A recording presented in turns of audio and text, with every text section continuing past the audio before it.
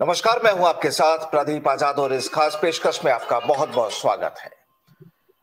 आज एक विशेष मुद्दे को लेकर हम चर्चा में हैं। दरअसल राजस्थान भाजपा के अध्यक्ष सतीश पूनिया ने एक बार फिर यह साफ कर दिया है कि वो अध्यक्ष रहेंगे या नहीं रहेंगे, चुनाव लड़ेंगे या नहीं लड़ेंगे, ये पार्टी निर्णय करेगी।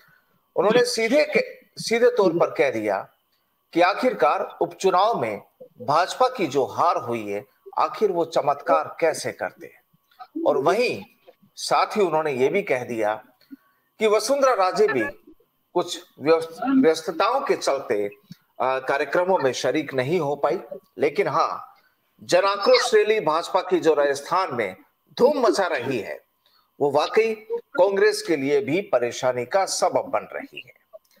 अब इसके अगर दूसरी तरफ देखें तो सूबे के मुखिया अशोक गहलोत ने कह दिया कि हम बार बार अब इस चीज का रिपीटेशन बंद करें कि हम सरकार रिपीट करेंगे। बिल्कुल करेंगे, क्योंकि अब यहां पर हम एकजुट होंगे, यहां कोई मतभेद नहीं होगा, कोई मनभेद नहीं होगा।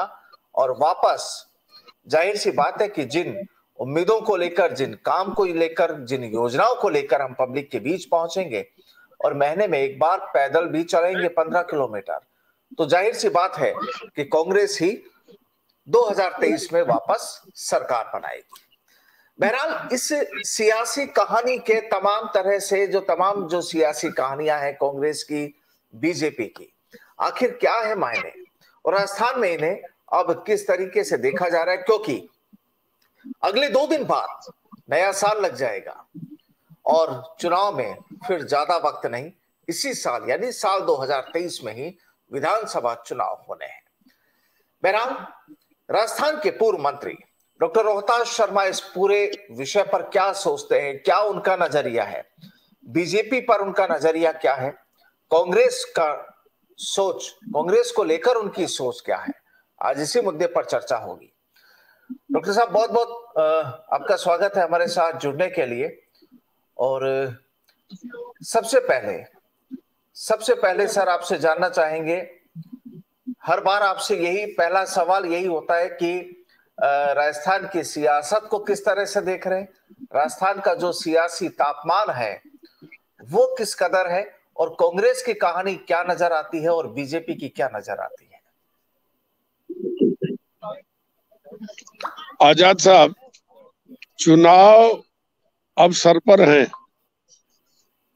अगले साल नवंबर दिसंबर में चुनाव हो जाएंगे, तो निश्चित तौर पर सारी पार्टियों ने अपनी अपनी कमर कस ली है और सारे घोड़े तैयार कर लिए गए हैं।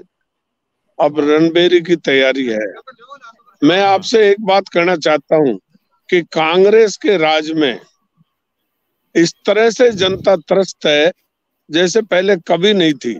जनता बुरी तरह से त्रस्त है। कांग्रेस के राज में किसान बहुत परेशान है, बिजली नहीं, पानी की व्यवस्था नहीं। अटल बिहारी वाजपेयी जी ने एक सपना दिखाया था, अब वो जीते जी करना भी चाहते थे, लेकिन दुर्भाग्य से बीच में नहीं रहे, नदियों को जोड़कर पानी की व्यवस्था करना किसानों के लिए। आज खाद बीज की अव्यवस्था भी बहुत है। आज खाद आ रहा है तो ब्लैक मार्केटिंग हो रही है, किसान तक खाद नहीं पहुंच रहा, नकली खाद बाजार में है, बीज भी नकली बाजार में है। किसान को कोई सुविधा जो सरकार की तरफ से मुहैया करानी चाहिए वो सुविधा नहीं है। किसान के कर्जे में दबा हुआ है, किसान को कर्जा चुकाने की चिंता है, कुर्की के वारंट किसान के घर पे जा रहे हैं, बिजली में वीसीआर भरे जा रहे हैं, बिजली का बिल जुर्माना इतना लगता है कि बिल से कई गुना ज्यादा, लाख लाख रुपया वीसीआर का जुर्माना है। तो किसान बहुत दुखी है। आज किसान खेती छोड़ करके ताश खेलने में बैठ गया गांव में। क्या करे, अनार्थिक हो गया। खेती का काम जो आर्थिक था वो अनार्थिक हो गया। और मैं आपसे एक बात बताना चाहता हूं कि छिपी हुई बेरोजगारी, किसान के घर में 10 लोग हैं जिसमें बाप कमाता है और बेटा पोते सबको किसान बैठे खिलाता है, पढ़ाई के पैसे भी देता है, फीस के पैसे भी देता है, कपड़े भी सिलाता है, ब्याह शादी भी करता है। तो ये सारे लोग जो 6-7 लोग किसान पर निर्भर करते हैं, ये छिपी हुई बेरोजगारी है। अगर यही हालत रहे तो छिपी हुई बेरोजगारी खुलकर बाहर आ जाएगी, बेरोजगारी की लिस्ट में नाम जुड़ जाएंगे, तो सरकार का जीना मुश्किल हो जाएगा। इसलिए सरकार को खेती की ओर ध्यान देना चाहिए, लेकिन नहीं हो रहा। दूसरा, सभी क्षेत्रों में रोजगार, जो युवा हैं उनको रोजगार की इतनी जरूरत है कि वो रोजगार के लिए दिन रात पढ़ते हैं। कंपटीशन का जमाना आ गया कि जो टॉप आएगा उसको नौकरी मिलेगी, तो लोग बड़ी मेहनत करते हैं, तैयारियां करते हैं, फिर पेपर लीक हो जाते हैं। तो सरकार से तंग आ गए, कांग्रेस सरकार से बहुत परेशान है, और पैसे खा करके और सारे काम होते हैं, बिना पैसे कोई काम नहीं हो रहे। बेरोजगारी इस कदर हावी है कि नौजवान को रात भर नींद नहीं आती, टेंशन रहता है, बहुत बहुत बुरी हालत है किसान की। इसलिए इस राज्य को बदलना चाहती है राजस्थान की जनता, लेकिन उसको उचित नेतृत्व की भी जरूरत है। खाली जनता ये समझती है कि एक राज को भगाया तो दूसरा राज तो ऐसा नहीं आ जाए जो वो भी हमारी छाती पर बैठ के दाल दड़े, तो इस बात से चिंतित है। तो वो चाहती है कि राज किस नेतृत्व किसके हाथ में हो, राज वो चाहते हैं कि नेतृत्व वसुंधरा राजे के हाथ में हो, क्योंकि वसुंधरा जी ने 2 बार मुख्यमंत्री रह करके जनता को, किसान को, मजदूर को, सबको, सभी वर्ग के लोगों को मोह लिया है। किसान सब ने, वसुंधरा राजे ने, वो सब वसुंधरा के पक्ष में है। वसुंधरा दूसरे किसी नेता को राज सौंपना नहीं चाहते, जनता राज सौंपना नहीं चाहती, वो वसुंधरा को सौंपना चाहती है। ऐसी स्थिति में जन आक्रोश रैली जो निकली है बीजेपी की तरफ से, वो सब फेलियर साबित हुई है। उसके पीछे कारण ये था कि लीडर बीजेपी में नहीं था, जिसके कारण सारी रैलियां फेल हुई है। कांग्रेस की रैलियां इसलिए सक्सेस हुई कि उनके साथ लीडर था। अशोक गहलोत जादूगर भी है और लीडर भी है। अशोक गहलोत के साथ सचिन पायलट का भी रोल रहा है, तो पब्लिक ने उनकी रैलियों को तो सफल माना है और हमारी रैलियां फेल हुई है। इसलिए हम प्रार्थना करते हैं हमारे नरेंद्र भाई मोदी से, जिनमें सारी जनता का विश्वास है। आज कोई कहता है कि मोदी जी के चेहरे से चुनाव लड़ेंगे, जो जनता इस बात को समझती है कि आज कोई प्रदेश में बिजली पानी की कमी है या कोई पानी और व्यवस्था करनी है, तो दिल्ली कौन जाएगा? हमारे तो यही मुख्यमंत्री चाहिए, और जो विश्वसनीय हो, जो जनता का काम कर सके। इसलिए वसुंधरा जी की आवश्यकता है। इसलिए जनता अगर वसुंधरा जी को लीडर थोप दिया तो राज आएगा, वरना तो नहीं आएगा। अच्छा, अगर यहाँ अब जैसे सतीश पूनिया जी को भी 3 साल का पूरा अध्यक्ष पद का वक्त हो चुका है, और जाहिर सी बात है कि 3 साल में आप क्या देखते हैं कि उनकी जो जिम्मेदारियां, क्या उन्होंने ठीक ढंग से निभाई या नहीं निभाई, और विपक्ष के तौर पर कैसा रहा राजस्थान में बीजेपी का सफर? विपक्ष के तौर पर राजस्थान फेलियर रही बीजेपी। कोई बड़ा मूवमेंट नहीं हुआ, कोई सरकार की नीतियों के खिलाफ आंदोलन नहीं हुआ। मात्र गवर्नर हाउस जाके कागज पकड़ा देना, रोष प्रकट करना, एसडीओ को कागज पकड़ा देने के अलावा बीजेपी ने विपक्ष की भूमिका बिल्कुल नहीं निभाई। ये मैं साफ तौर से कहता हूँ, जिसके परिणाम स्वरूप जनता दुखी है। जनता के सुख दुख में कोई विपक्ष का, बीजेपी का आदमी का कोई रोल नहीं रहा। या बिजली पानी की इतनी प्रॉब्लम है, 6-6 महीने तक ट्रांसफार्मर नहीं है, जो बिजली बोर्ड जाके उनको ट्रांसफार्मर दिलाए, जिसके परिणाम स्वरूप जनता इनसे फेड अप हो चुकी है बीजेपी के कार्यकर्ताओं से, क्योंकि बीजेपी के नेता उनका साथ नहीं देते।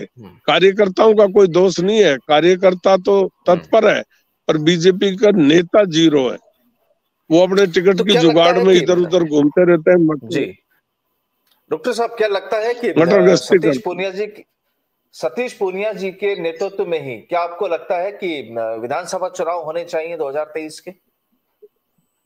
देखो, बंटा डाल करना हो तो सतीश पूनिया जी को बना दो, आखिर एक्सटेंशन दे दो, और बंटा डाल नहीं करना हो, राज लेना हो, तो वसुंधरा जी को देना पड़ेगा। कोई भी हमारे राजस्थान में बड़े बड़े मुख्यमंत्री के दावेदार हैं, जिनका राजस्थान की जमीन के बारे में, धरती के बारे में, लोगों के बारे में, प्रॉब्लम्स के बारे में, भौगोलिक स्थिति के बारे में कोई जानकारी नहीं है। सब आते हैं, कोई अजमेर आके रुक जाता है, कोई जोधपुर का रहने वाला है तो जोधपुर तक जानता है, कोई बीकानेर का रहने वाला है तो बीकानेर तक जानता है। तो सबकी परिस्थितियां ऐसी नहीं है कि जो नेता बनना चाहते हैं वो तो सीधा मुख्यमंत्री बनना चाहते हैं, जनता जाए भाड़ में। तो कोई जनता के हितों के लिए काम नहीं कर रहा। किसे दी जानी और वसुंधरा एक ऐसी है कि जो सबके हितों को, वसुंधरा यहाँ की भौगोलिक स्थिति को भी जानती है, वसुंधरा यहाँ की समस्याओं को भी जानती है, सोल्व करना भी जानती है, विजनरी महिला है, उसको सारी कानून कायदे सब जानती है, अनुभवी के साथ साथ राज चलाने का भी बहुत बड़ा अनुभव है। लेकिन सर अब देखिए, कांग्रेस ने भी अपनी तैयारी कर ली है, कांग्रेस के लीडर्स भी तमाम, कल अधिवेशन भी हुआ, आज बैठक भी हुई, इनके प्रभारी जो रंधावा है वो भी राजस्थान में ही है। तो इनकी पूरी तैयारी है कांग्रेस की कि इस बार बीजेपी को कहीं भी टक्कर में नहीं आने देंगे। देखिए, कांग्रेस की पूरी तैयारी है, कांग्रेस का नेता भी अनुभवी है, लेकिन कांग्रेस में माइनस पॉइंट सचिन पायलट को जब तक साथ लेके ये नहीं चलेंगे, जब तक कांग्रेस धरातल पर वोट मांगने के लायक नहीं है। नेता विश्वसनीय है, कांग्रेस के पास लीडरशिप है, पर कार्यकर्ता पब्लिक की नजरों में चोर है, कार्यकर्ता उनको रिलीज नहीं करेंगे। अगर वसुंधरा जी को नहीं बढ़ा तो निश्चित तौर पर इनका जादू चल जाएगा, क्योंकि आदमी देखता है कि कोई अगर बेटर कौन है तो बेटर को चुनेंगे, अगर बेटर नहीं मिला तो सेकंड को चुनेंगे, थर्ड को चुनेंगे, ऐसे सीनियरिटी के हिसाब से बनाएंगे जो उनका वर्क को डिस्पोज ऑफ। लेकिन सर आप ये कह रहे हैं कि बीजेपी में जो लीडरशिप है, जो कमान है, वो वसुंधरा राजे को दी जानी चाहिए। वहीं आप ये चीज कह रहे हैं कि कांग्रेस में अगर सचिन पायलट को कमान नहीं दी गई तो कांग्रेस डूब जाएगी। अगर यहाँ पर सचिन पायलट को कमान दे दी जाती है और वहां पर वसुंधरा राजे को कमान दे दी जाती है तो क्या स्थिति मानते हैं फिर राजस्थान में चुनाव की? लड़ाई होगी और कांटे की टक्कर होगी, लेकिन चूंकि सचिन पायलट का भी वसुंधरा जी के आगे टिकना बहुत मुश्किल है। सचिन पायलट प्लस अशोक गहलोत दोनों मिलकर वसुंधरा जी को टक्कर देने की हिम्मत कर सकते हैं। बाकी एक एक आए तो वसुंधरा जी को हरा नहीं सकते कोई भी। वसुंधरा जी के मुकाबले में फिर ये जीरो माने जाएंगे, दोनों हो जाएंगे तो टक्कर होगी। यानी अगर इधर वसुंधरा राजे को रखा जाए सामने और उधर सचिन पायलट को रखा जाए तो आप कह रहे हैं कि फिर एक कांटे की एक मजबूत टक्कर यहाँ पर हो सकती है। देखिए, चूंकि राजनीति में कुछ नहीं, मैंने कहा जी नहीं सर आजाद साहब, मैंने कहा कि अशोक गहलोत और सचिन पायलट दोनों मिलकर टक्कर दे सकते हैं, अकेले कोई भी नहीं दे सकता वसुंधरा जी को टक्कर, मैंने ये कहा। अगर दोनों, तो आपको लगता है कि दोनों मिल सकते हैं क्या दोनों आज के हालातों को देखते हुए? देखिए, राजनीति में सब संभव है।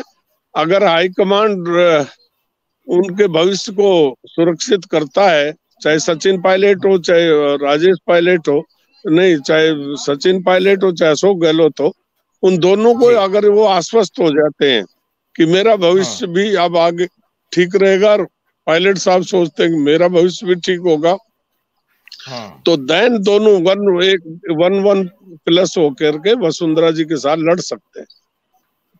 चलिए ठीक है सर, बहुत सिंगल आदमी कोई वसुंधरा जी को जीत नहीं।